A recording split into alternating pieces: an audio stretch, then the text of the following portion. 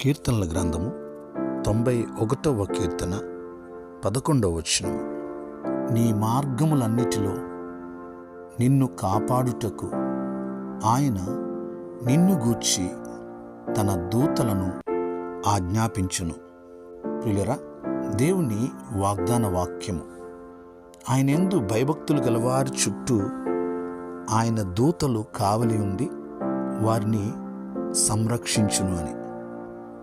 నిశ్చయముగా మన మార్గములన్నిటిలో మనల్ని కాపాడుటకు మన ప్రభువు తన దూతలను ఆజ్ఞాపిస్తాడు.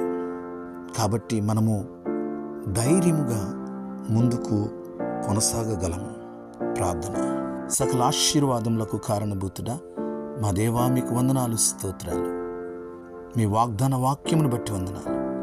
ఈ వాగ్దాన వాక్యం విని ప్రార్థనలు ఏకీభవించిన ప్రతి ఒక్కరిని మీరు దీవించండి, ఆశీర్వదించండి.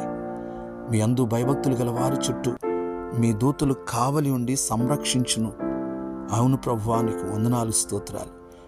మీ దూతల కాపుదలను బట్టి వందనాలు.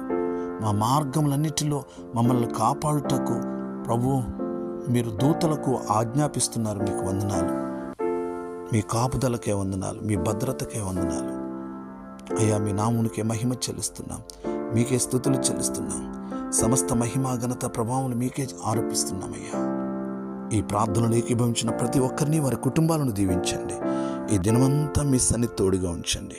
మీరే మహిమ పొందండి. యేసయ్య నామములో ప్రార్థించి స్తుతించి అడిగి వేడుకుంటున్నాం తండ్రి. ఆమేన్.